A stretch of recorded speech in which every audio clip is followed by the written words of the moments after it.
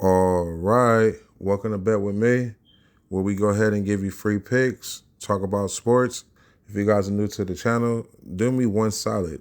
Hit that like, hit that comment, and don't forget to subscribe. I got my mans with me, Jim Bones. Jim Bones, what's up? How you feeling? I'm doing good, man. How about yourself? Oh, it's all good. It's all good. I kind of wanted, before we jump into what we're going to do for tomorrow, I want to talk about what happened today. Yeah, today was it was a short list of games. You know, the two big games was Duke and Syracuse, and then Houston and Iowa State.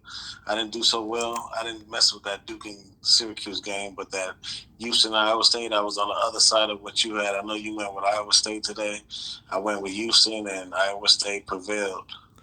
Yeah, Iowa State, they're a real solid team. I got a chance to see them a few games, and when you watch them live, they'll sell you for sure. So Iowa State is to me officially a big dog. Now another game I want to talk about is definitely that Duke and Syracuse, because Syracuse, I don't know, they are totally trash, man. Like there's no point of wasting money on them. There's no point in even having them on the ticket. Duke dismantled them. What do you think about that? Did you do anything with that game? No, I was scared to mess with that game just because Duke don't have a real good history of covering, and I really thought Syracuse was a lot better than they are, especially with that freshman Anthony. Um, I really thought they were going to do a lot better, but I'm glad I left it alone. Yeah, it's like they had him on limited minutes because he only played 18 minutes. I didn't see him too much in the first half, and yeah, he came in like at the end, towards the end of the second half, and he made Yes, two 3 pointers though. some coaches don't know. They don't know how to handle those superstar freshmen. They want to make them earn their spot, but they're superstar freshmen for a reason. They're ready to go right away. 5 star like that need to be playing a lot more minutes. Yeah, but the last game they did pull him out and bench him in the middle of the game, so Yeah, that's that probably great. has something to do with it for sure. But looking towards tomorrow, there is a lot of action coming on. We got the NBA starting back up on Thursday, but right now, let's check out what we got going on for tomorrow. One of the games that stood out to me was the Michigan and Purdue game. It's a Big Ten matchup with tournament implications. Bones, what you think about that game, the Michigan and Purdue? What are you seeing that? Purdue's been coming on strong lately. They've been really coming through with a lot of big games. They had a lot of big matchups that they came through victorious. And Michigan, I think they turned their corner. They had a little problems covering a lot of games earlier this month, but I think they're ready for a big matchup versus Purdue. And I feel like I'm always going to take Michigan on that matchup just because Michigan already had a lot of big games this year. They beat Gonzaga by 40. They beat USC by 30. So I'm gonna take Michigan. Do you know the spread on that game? Yeah, the spread is 2.5. 2.5, definitely a close spread like that. I think Michigan has what it takes to go ahead and cover that one. I don't know what you were thinking. Yeah, me personally, I'm looking at the over and the under. The over and under is 156 and a half. Michigan, they can go over at any time, but I think scoring is going to be done in the first half, and I think the second half is going to be a defensive game. So I like that to go under. And this might be it's 156 and a half. This might be a game that goes 156 and that Harry wins, but they're going to go under. And that's what I'm looking towards right now. Over and the under. I'm looking at the under 156 and a half. What about North Carolina? They played North Carolina State. The freshman Caleb Wilson, he's out. He has a fracture. He has like a fractured wrist, so he's out. Oh wow, that's a big blow for North Carolina because they've been depending heavily on that guy. I know that for sure. So that's gonna take Seth Trimble to come through for them, and I really don't think he can do it.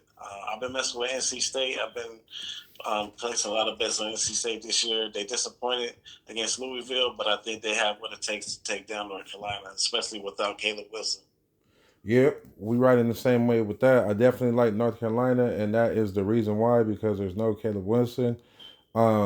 He averages close to 20 points. He averages 19.8 points a game, and he's going to bring in about 9.4 rebounds. So let's just call it 9 rebounds.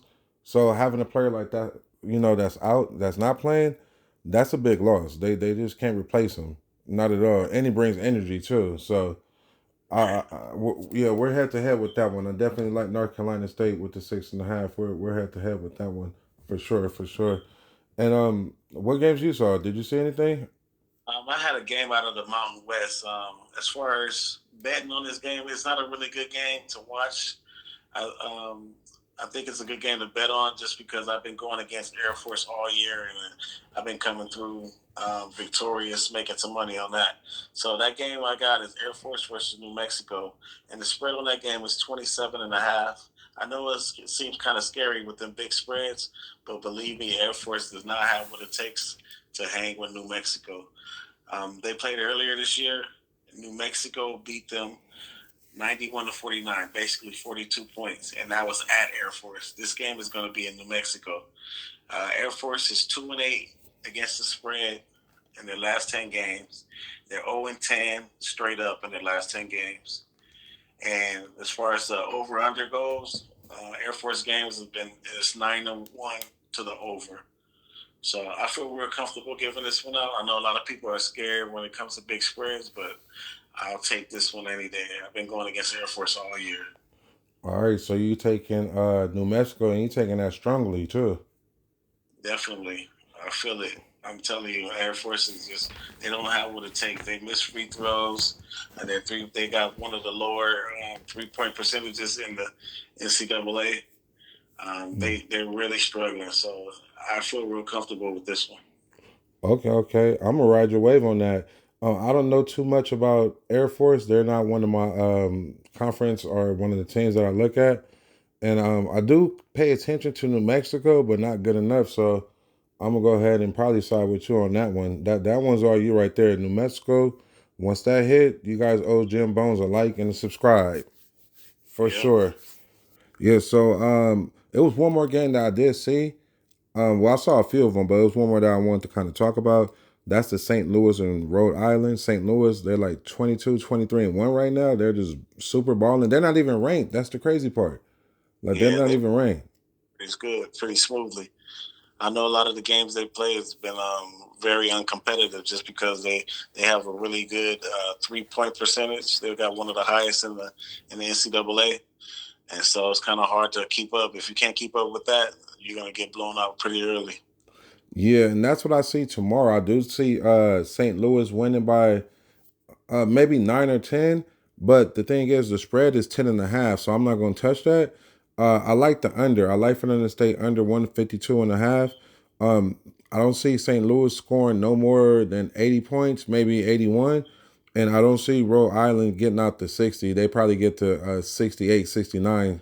So if I do the math on that, that's 149, which is looking pretty under to me. So that's Well, I know one thing about you. You're pretty good on them sides. I mean, on the over unders. You do pretty well with that side. If anything, I'll ride with you on that one. You're not too sure about the spread though, huh? Yeah, I'm not too sure about that 10.5 because, like I said, what I'm looking at and how I'm looking at it, it's around the 9.5 to 10 mark right now. So if it land on any of those numbers and 10.5 mean 11, that's not a comfortable pick. I would want to just throw out there. I'm more comfortable with the under, and I'm real highly on that one. Well, yeah, I'll ride with you on that one because I haven't really messed with neither one of those teams, but I know the St. Louis. They're the Billikens, right? Yes. Yeah, I know the St. Louis Billikens have been having a great season. They only got one loss. I mean, you can't go wrong with that. Yeah, you definitely can't go wrong with that. And like I said, I'm pretty sure this should be under game. So that's what I'm gonna roll with that one, man. And yeah, with that, we can do a good 3 to 4 teams. Those are 3 to 4 picks that we just gave you guys to help build your parlay or hopefully help you make some money. That's the main thing. Bones, you got anything else you want to say? Yeah, I just want to remind our audience to when you do parlays, try to keep it low. Don't get too crazy. I know a lot of people like to bet a lot of money or bet a lot of money, try to win a lot of money. But 2, 3, or 4 team parlay is the way to go. Yeah, that's definitely good advice. 2 to 3. Yeah, maybe 4. Yeah, that's the way to go. If you're gonna bet 100 or more, that's the way to go for sure. For sure, for sure. But yeah, man, we definitely appreciate everybody for tuning in. If you stayed this far, do us a favor, hit that like, hit that comment, and don't be shy. Definitely tap on that subscribe. Like I say, I do post charts on a daily basis, which is guaranteed one free pick, and that's our lot. So check out a chart, see your free picks, and you know what to do. Bet with me. Let's go.